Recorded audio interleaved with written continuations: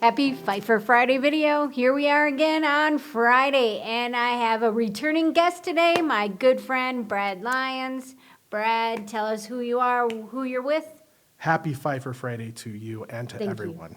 Thank you you. for having me again. Brad Lyons, residential mortgage pro with Prime Lending here in Northern Colorado.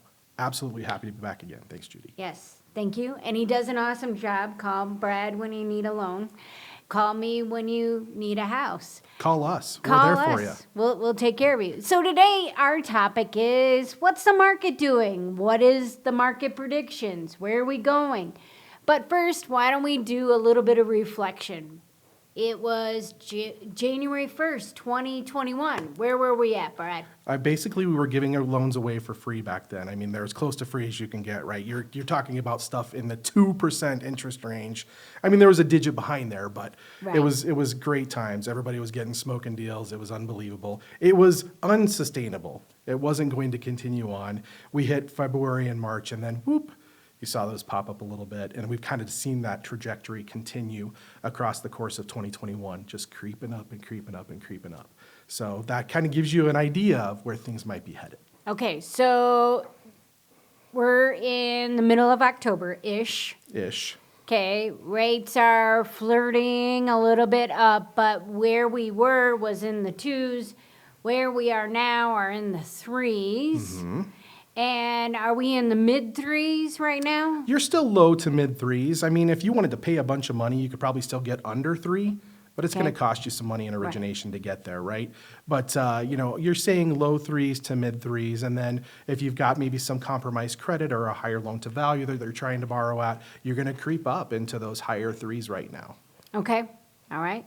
So if we're in the threes, and where are you seeing a lot of activity in the marketplace? I experience a lot of multiple offers still in different hot spots in the Denver metro area. Not as many. Right. I might not have 12 offers. I might experience 2 offers. Yeah.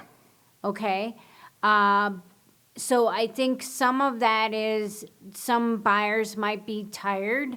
They might have, first-time home buyers might have gone and rented something or living with other parties. Yeah. I think So- it's definitely a challenging time to be in that sector and to be like trying to fight to get that house under contract. I'm certainly working really hard for my clients still when an offer comes in for one of my pre-approved borrowers and I'm contacting the listing agent and following up on the contract. Like, we're still having to put the time in and really put the effort in to help them win the contract and make them look the best. When it comes right down to it, it's still a challenge. And I think that there still is probably more challenge in that 600 or less type field for that, but that doesn't go away when you get above 600. I mean, you're still seeing multiple offers, even that situation as well. But I think the thing that we chatted about it before is you're starting to see a few more days on the market here and there. Right. Okay, so speaking of a few days on market, according to RA Colorado, earlier in October, they reported average days on market for single family is now 13 days. Attached dwellings, maybe a few extra days longer, like 15, okay? So That sounds like a fantastic problem to have still, if you're asking me. I mean, you're on the market for 2 weeks. That's amazing. You're still in an amazing market. Sure. So, but sometimes sellers are like, why hasn't my house sold in one day? Yes. So in my experience, I know some of it is some people are being affected with jobs for yes. different reasons. So there's some uncertainty there. Some uncertainty with job situations. Then we have some that might think that this isn't the right time to buy, that they would rather wait until 2022. What do you think about somebody who would wait until 2022? Generally, when we flip the calendar into a new year, in my experience, we've seen rates jump. Yes. What do you think?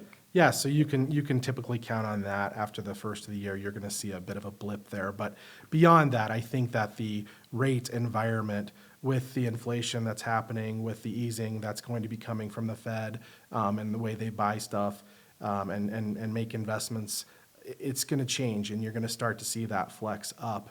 And so what you can afford right now may not be the same thing that you can afford this time next year, or even into February or March of next year.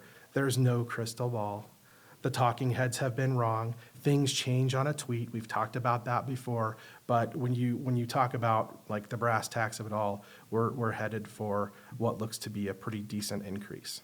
Okay, so I think, and what I encourage my clients to do is to act now in October. Don't wait. If you have the ability to do something now, do it now. Don't wait. Yeah, Don't let's procrastinate. let's have the creative conversation. Let's see if it makes sense. And if there are some fears there that you have, then let's get those out in the open and say, yeah, that's a real thing. Or let's talk about maybe the yeah buts there. What are the yeah buts that are involved? Is this a risk reward type of situation?